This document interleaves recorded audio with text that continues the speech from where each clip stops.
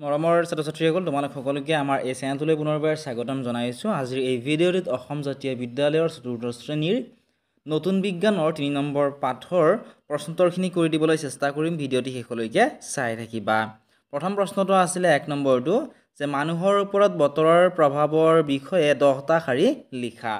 মানুহৰ ওপৰত বতৰৰ প্ৰভাৱ কেনেকৈ পৰে ইয়াৰ ওপৰত 10 শাৰী তোমালোক লিখিব দিছিলে। তোমালোকে এনেধৰণে লিখিব পৰা যে মানুহৰ বহু কাম বতৰৰ ওপৰতে নিৰ্ভৰশীল। যেনে ধৰা বৰষুণৰ বতৰত পথাৰত পানী পৰিলেহে ধান খেতি ভাল হয়, হয়নে? আমাৰ অসমৰ প্ৰায় 70% মানুহে হৈছে কৃষিজীৱী, অৰ্থাৎ কৃষিৰ ওপৰত ভিত্তি কৰি তেওঁলোকে জীৱিকা নিৰ্বাহ কৰি আছে।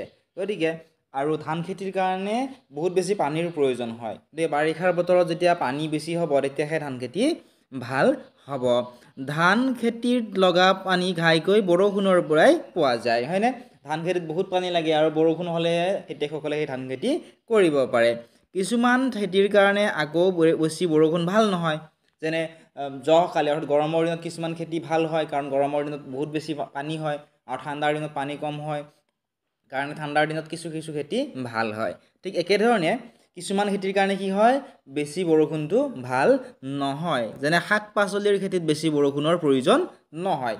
জহকালি মানে গৰমৰ দিনত বৰষুণৰ বতৰত এনে খেতি কৰা ভাল নহয়। যিবিলাক শাক পাচলিৰ খেতি আছে এইবোৰ জহকালি অৰ্থাৎ গৰমৰ দিনত কৰা নহয়, কাৰণ এনেবোৰ খেতিত পানীৰ বেছি প্ৰয়োজন নহয়।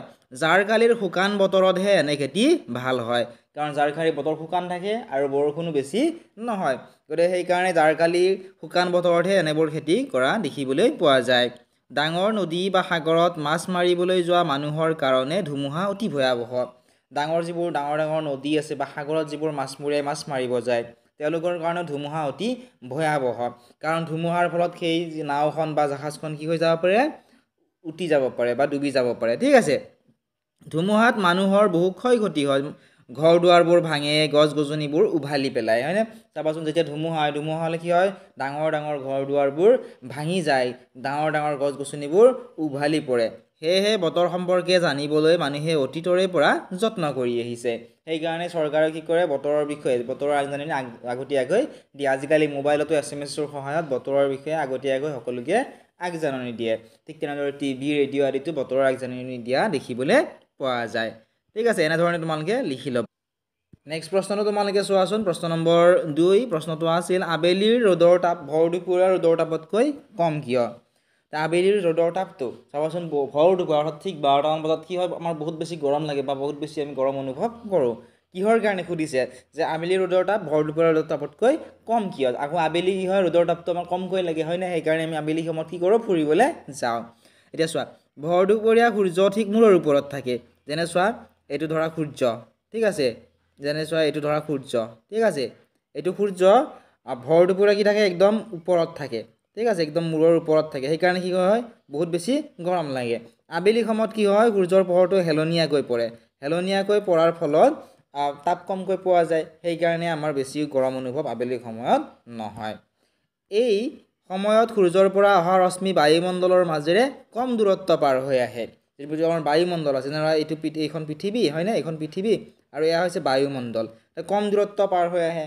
কম দূৰত্ব পাৰ হৈ অহাৰ কাৰণে আমি তাপ বেছিকৈ অনুভৱ কৰোঁ। আবেলি আকৌ কি হয়, সূৰ্যটো মূৰৰ ওপৰত নাথাকে, হয়নে? এনেকুৱা ধৰণে কি হৈ থাকে, হেলনীয়াভাৱে থাকে। ইয়াতে হেলনীয়াকৈ অহা বাবে সূৰ্যৰ ৰশ্মি বায়ুমণ্ডলৰ মাজেৰে বেছি দূৰত্ব পাৰ হৈ আহে, আৰু সেইবাবেই কি হয়, আবেলিৰ ৰ'দৰ তাপ ভৰ দুপৰীয়া ৰ'দৰ তাপতকৈ কম হয়। আৰু সেইকাৰণে তোমালোকৰ মা দেউতা বা দাদা বাইদেউসকলে চাবাচোন, কেতিয়া ফুৰিবলৈ যায়, আবেলিৰ সময়ত, হয়। দুপৰীয়া যোৱাতকৈ আবেলিৰ সময়ত গৈ বেছি ভাল পায়, কাৰণ আবেলি সময়ত কি হয়, ৰ'দৰ তাপটো কমকৈ পৰে, ঠিক আছে। নেক্সট প্ৰশ্নটো তোমালোকে চোৱাচোন। প্ৰশ্ন নম্বৰ 3 বতৰ পৰিৱৰ্তনৰ কাৰণ কি লিখিব দিছে। বতৰ পৰিৱৰ্তনৰ কাৰণসমূহ হ'ল, 1 নম্বৰ কাৰণটো বায়ুমণ্ডলত থকা জলীয় ভাপৰ কাৰণে বতৰ পৰিৱৰ্তন হয়। বায়ুমণ্ডল হৈ আছে, এই শব্দটো চোৱা, বায়ুমণ্ডল হৈ আছে, ঠিক আছে। তোমালোকে শুদ্ধ কৰি ল'বা, বায়ুমণ্ডলত, ঠিক আছে, শুদ্ধ কৰি ল'বা। বায়ুমণ্ডলত থকা জলীয় ভাপৰ কাৰণে কি হয়, বতৰ পৰিৱৰ্তন হয়। বায়ুমণ্ডলত যি জলীয় ভাপ থাকে, হয় নাই? যেনে তোমালোকে যদি চেনি বা নিমখৰ ঢাকনিখন তোমালোকে খুলি থৈ দিয়া, অলপ সময়ত সেইখিনি সিজি উঠিব। ইয়াৰ পৰাই গম পোৱা যায় যে বায়ুমণ্ডলত জলীয় ভাপ আছে।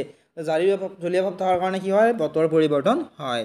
2 নম্বৰ লিখিবা বৰষুণ সকলো ঠাইতে সমান নোহোৱাৰ ফলত বতৰ পৰিৱৰ্তন হয় সকলো ঠাইতে বৰষুণ সমান পৰিমাণে নহয় আৰু ইয়াৰ ফলতো কি হয় বতৰৰ পৰিৱৰ্তন হোৱা দেখিবলৈ পোৱা যায় ডাঙৰ নদ নদী থাকিলে সেই ঠাইৰ বতৰ পৰিৱৰ্তন হয় ওচৰত যদি ডাঙৰ নদ নদী থাকে কাৰণ নদ নদীৰ যি বতাহ সেই বতাহৰ ফলতে কি হয় নদ নদীৰ পৰা অহা বতাহৰ ফলতে কি হয় বৰষুণ হয় গতিকে ডাঙৰ নদ নদী থাকিলেও সেই ঠাইৰ বতৰ পৰিৱৰ্তন হোৱা দেখিবলৈ পোৱা যায় নেক্সট প্ৰশ্নটো তোমালোকে চোৱাচোন প্ৰশ্ন নম্বৰ 4 প্ৰশ্নটো আছিল পৃথিৱীৰ পানীৰ পৰা অনবৰতে ভাপ ওলাই থাকে পৃথিৱীৰ যিবোৰ পানী আছে পৃথিৱীত থকা পানী সেইবোৰৰ পৰা অনবৰতে ভাপ ওলাই থাকে ইয়াকে দেখুৱাবলৈ এটা পৰীক্ষা বৰ্ণনা কৰা অনবৰতে ভাপ হৈ থাকে নাথাকে চাবাচোন যদি তোমালোকে পানী গৰম কৰা অথবা তোমালোকে চাবাচোন তোমালোকে যদি বাল্টি এটাত পানী থৈ দিয়া ৰ'দত অলপ সময় থোৱাৰ পিছত কি হ'ব তাৰ পৰা পানী অলপমান কমি থাকিব কাৰণ কিহৰ কাৰণে কাৰণ পানী অনবৰতে কি হৈ থাকে ভাপ হৈ থাকে গতিকে ইয়াকে দেখুৱাবলৈ এটা পৰীক্ষা বৰ্ণনা কৰিব দিছে তোমালোকে এনে ধৰণে লিখিব পাৰা পৰীক্ষাটো কৰিবৰ বাবে তোমালোকৰ প্ৰয়োজন হ'ব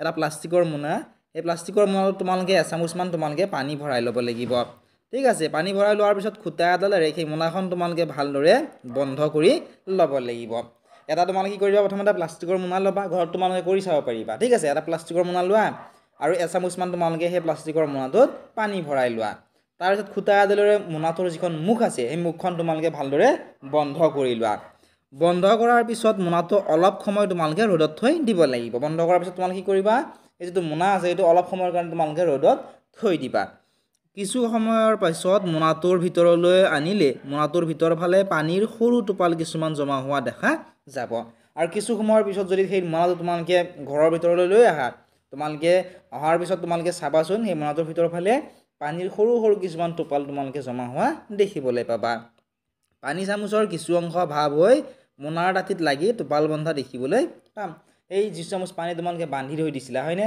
ৰছীডালেৰে বা খুঁটাডালেৰে এই পানী চামুচৰ কিছু অংশ অলপমান ভাব হৈ সেই মোনাটোৰ দাঁতিত লাগি থকা টোপাল বন্ধা তোমালোকে দেখিবলৈ পাবা ইয়াৰ পৰাই বুজা যায় যে পানীৰ পৰা অনবৰতে ভাব ওলাই থাকে এনেধৰণে তোমালোকে এইখিনি লিখি ল'বা নেক্সট প্ৰশ্নটো চোৱাচোন প্ৰশ্ন নম্বৰ 6 প্ৰশ্নটো আছিলে যে মেঘ কি মেঘৰ পৰা বৰষুণ কেনেকৈ হয় মেঘ কি আৰু মেঘৰ পৰা বৰষুণ কেনেকৈ হয় সুধিছে এনেধৰণে লিখিবা সূৰ্যৰ তাপত লাহে লাহে পানী বাষ্প হয়নে চাবাচোন নদ নদী খাল বিলৰ পানীবোৰ কি হৈ যায় ভাব হৈ যায় হয়নে বাষ্প হৈ যায় পানীৰ বাষ্পক জলীয় ভাব বুলি কোৱা হয় আৰু পানীৰ যিবোৰ বাষ্প আছে তাক কি বুলি কয় জলীয় ভাব বুলি কোৱা হয় বতাহে জলীয় ভাব এঠাইৰ পৰা আন ঠাইলৈ কঢ়িয়াই লৈ ফুৰে আৰু বতাহবিলাক যেতিয়া বতাহ বলে তেতিয়া কি হয় জলীয় ভাববোৰ এঠাইৰ পৰা আন ঠাইলৈ গুচি যায় অৰ্থাৎ বতাহে কি কৰে সেই জলীয় ভাববোৰ এঠাইৰ পৰা আন ঠাইলৈ কঢ়িয়াই লৈ ফুৰে পৃথিৱীৰ যিমান ওপৰলৈ যোৱা হয় বায়ু সিমান চেঁচা হয় পৃথিৱীৰ তোমালোকে যিমান ওপৰলৈ যাবা সিমানে বায়ু কি পাবা চেঁচা পাবা জলীয় ভাব চেঁচা হ'লে আকৌ পুনৰ কি হয় পানী হয় জলীয় ভাব যেতিয়া চেঁচা হ'ব তেতিয়া আকৌ কি হয় পুনৰ পানী হৈ যায় পানীৰ ভাব চেঁচা বায়ুৰ লগ লাগি পুনৰ সৰু সৰু পানীৰ কণিকা হৈ পৰে আৰু পানীৰ ভাবসমূহ বায়ুৰ যেতিয়া লগ লাগি পুনৰ সৰু সৰু পানীৰ কণিকা হৈ পৰে এই কণিকাবোৰ অতি পাতল আকাশত এই কণিকাবোৰ কি হয় ভাহি ফুৰে আৰু সেই কণিকাবোৰৰ সমষ্টিয়ে হৈছে মেঘ আৰু মেঘ দেখা পালে আমি গম পাওঁ যে আজি বৰষুণ দিব ঠিক আছে বা তোমালোকৰ মা দেউতাই কয় যে আকাশত মেঘ দিছে গতিকে আজি বৰষুণ হ'ব পাৰে আকাশত ভাহি ফুৰা সৰু সৰু পানীৰ কণিকাবোৰ লগ লাগি মেঘ বা ডাৱৰৰ সৃষ্টি হয় এনেদৰে আকাশত ভাহি ফুৰা যিবোৰ সৰু সৰু পানীৰ কণিকা আছে সেইবোৰ লগ লাগি মেঘ বা ডাৱৰৰ সৃষ্টি হয় মেঘক ডাৱৰ বুলিও কোৱা হয় তোমালোকে মনত ৰাখিবা আৰু ইংৰাজীত হৈছে ক্লাউড CLOUD ডাৱৰৰ কণিকাবোৰত জলীয় ভাব যোগ হৈ থাকে আৰু ডাৱৰৰ যিবোৰ কণিকা তাত জলীয় ভাব যোগ হৈ থাকে ইয়াৰ ফলত কি হয় কণিকাবোৰৰ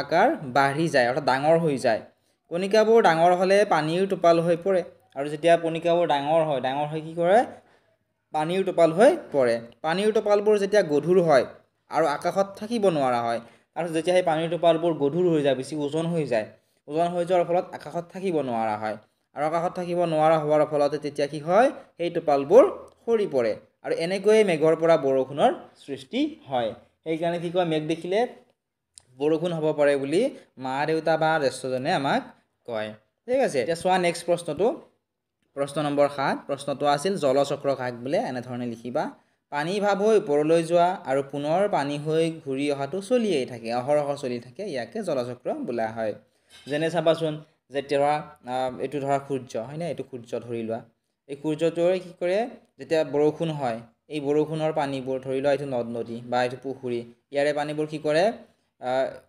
ইয়াৰে পানীবোৰ যেতিয়া সূৰ্যৰ তাপ পায় এতিয়া ভাৱ হৈ যায় হয়নে ভাৱ হৈ যায় আকৌ কি হয় সেইখিনিয়ে আকৌ কি হয় বৰষুণ হৈ পৃথিৱীত পৰে গতিকে পানী ভাৱ হৈ ওপৰলৈ যোৱা আৰু পুনৰ পানী হৈ ঘূৰি অহাটো অহৰহ চলিয়ে থাকে ইয়াকে জলচক্ৰ বুলি কোৱা হয় নেক্সট প্ৰশ্নটো সুধিছে চোৱা জলচক্ৰ চলি নাথাকিলে কি হ'ব এনেধৰণে লিখিবা জলচক্ৰ যদি চলি নাথাকে পৃথিৱীত বৰষুণ নহ'ব আৰু মৰুভূমিৰ সৃষ্টি হ'ব কাৰণ যিখিনি বৰষুণৰ পানী পৃথিৱীত পৰে সেইখিনিয়ে ভাৱ হৈ আকৌ আকাশলৈ যায় হয়নে গতিকে জলচক্ৰ যদি চলি নাথাকে পৃথিৱীত বৰষুণ আৰু নহ'ব নোহোৱাৰ ফলত কি হ'ব মৰুভূমিৰ সৃষ্টি হ'ব হয়নে খৰাং হ'ব খৰাং হৈ লাহে লাহে মৰুভূমিৰ সৃষ্টি হ'ব মৰুভূমিৰ সৃষ্টি হ'লে কি হ'ব জীৱ জন্তুৰ গছ গছনি আদি একো জীয়াই নাথাকিব নেক্সট প্ৰশ্নটো চোৱাচোন 9 নম্বৰটো প্ৰশ্নটো আছিল যে কুঁৱলী আৰু নিয়ৰ কেনেকৈ হয় লিখা এনেধৰণে লিখিবা বায়ুমণ্ডলত সকলো সময়তে পানীৰ কণিকাৰ বাহিৰেও সৰু সৰু আন কিছুমান কণিকা যেনে ধূলি ধোঁৱা বৰফৰ সৰু সৰু গুৰি আদি উপঙি থাকে বায়ুমণ্ডলৰ সকলো সময়তে কি হয় পানীৰ যিবোৰ কণিকা আছে সেইবোৰতো থাকেই ইয়াৰ উপৰিও সৰু সৰু আন কণিকা যেনে ধূলি ধোঁৱা বৰফৰ সৰু সৰু গুৰি আদিবোৰ বায়ুমণ্ডলত উপঙি থাকে কেতিয়াবা কি হয় সেই ধূলি ধোঁৱাৰ কণিকাক আশ্ৰয় কৰি পানীৰ ভাৱ চেঁচা হৈ পানীৰ কণিকাত পৰিণত হয় কেতিয়াবা সেই ধূলি ধোঁৱাৰ কণিকাক আশ্ৰয় কৰি পানীৰ ভাৱ যেতিয়া চেঁচা হয় ঠাণ্ডা হৈ সেইখিনি পানীৰ কণিকাত পৰিণত হয় আৰু যাৰ কাৰণে অৰ্থাৎ ঠাণ্ডাৰ দিনত চেঁচা বতৰত ধূলি আদিৰ লগতে থকা এই কণিকাবোৰে বায়ুমণ্ডলত ছাতি ধৰে এই হৈছে কুঁৱলী ঠিক আছে নেক্সট আকৌ কি হয় জাৰকালি সূৰ্য অস্ত যোৱাৰ পাছত মাটি গছ গছনি শিল আদি চেঁচা হৈ পৰে হয়নে জাৰকালি গৰমৰ দিনত ঠাণ্ডাৰ দিনত জাৰকালি মানে ঠাণ্ডাৰ দিনত যেতিয়া সূৰ্য অস্ত যায় অৰ্থাৎ সূৰ্যত বেলি মাৰ যায় এই বেলি মাৰি যোৱাৰ পিছত কি হয় মাটি গছ গছনি শিল আদিবোৰ চেঁচা হৈ পৰে এইবোৰ বায়ুতকৈও সোনকালে চেঁচা হয় বায়ুতকৈ সেইবোৰ বহুত সোনকালে চেঁচা হৈ যায় এই চেঁচা মাটি শিল আদিটো কুঁৱলীৰ কণিকা বা বায়ুৰ জলীয় ভাৱ লগ লাগি পানীৰ টোপালত পৰিণত হয় আৰু ইয়াকে কি বুলি কোৱা হয় নিয়ৰ বুলি কোৱা হয় এই নিয়ৰৰ টোপালবোৰে তোমালোকে কচু পাতত হওক গছৰ পাতত হওক তোমালোকে দেখিবলৈ পোৱা 10 নম্বৰ প্ৰশ্নটো চোৱাচোন প্ৰশ্নটো আছিল জলবতাহ আৰু স্থলবতাহ কি এনেধৰণে লিখিবা যে দিনৰ ভাগত মাটিভাগ পানীতকৈ বেছি গৰম হয় দিনৰ ভাগত মাটিখিনি পানীতকৈ সোনকালে গৰম হয় মাটিৰ ওপৰৰ বায়ু গৰম হৈ ওপৰলৈ উঠি যায় আৰু মাটিভাগ পানীতকৈ বেছি গৰম হোৱাৰ ফলত কি হয় মাটিৰ ওপৰৰ যিখিনি গৰম বায়ু আছে সেইখিনি কি হয় ওপৰলৈ উঠি যায় উঠি যোৱাৰ ফলত তেতিয়া পানীৰ ওপৰৰ বায়ু মাটিলৈ পৰে আৰু উঠি যোৱাৰ ফলত সেইখিনি ঠাই পুৰাবৰ কাৰণে কি হয় পানীৰ ওপৰত যিখিনি বায়ু আছে সেইখিনি মাটিলৈ পৰে পানীৰ ওপৰৰ পৰা অহা বাবে এই বতাহক কি বুলি কয় জলবতাহ বুলি কোৱা হয় আকৌ ৰাতি ওলোটা হয় ৰাতি কি হয় ৰাতি পানী ভাগ মাটিতকৈ বেছি গৰম হৈ থাকে ৰাতি হয় কি হয় পানী ভাগ মাটিতকৈ বেছি গৰম হৈ থাকে সেইবাবে পানীৰ ওপৰৰ বায়ু ওপৰলৈ উঠি যায় পানীৰ ওপৰত যিখিনি বায়ু থাকে সেইখিনি ওপৰলৈ উঠি যায় ওপৰলৈ উঠি যোৱাৰ পিছত সেই ঠাইখিনি পুৰাবৰ কাৰণে মাটিভাগৰ পৰা বতাহ পানীৰ ফালে বলে সেইকাৰণে ইয়াতে কি বুলি কোৱা হয় স্থলবতাহ বুলি কোৱা হয় ঠিক আছে এনেধৰণে তোমালোকে লিখি ল'বা সম্পূৰ্ণ ভিডিঅ' তোমালোকে আমাৰ অনলাইন ক্লাছত পাবা যিসকল ছাত্ৰ ছাত্ৰী আমাৰ এপটো ডাউনলোড কৰি লোৱা নাই তোমালোকে এপটো ডাউনলোড কৰি ল'বলৈ নাপাহৰিবা ডেছক্ৰিপশ্যনত লিংকসমূহ দি থোৱা আছে ইয়াৰ ৰিলেটেড যদি তোমালোকৰ কিবা কুৱেশ্যন থাকে তোমালোকে কমেণ্ট ছেকশ্যনত বা অথবা আমাক হোৱাটছআপতো মেছেজ কৰি সুধিব পাৰিবা সকলোবোৰ লিংক আৰু মোবাইল নাম্বাৰ তোমালোকে ডেছক্ৰিপশ্যনত পাই যাবা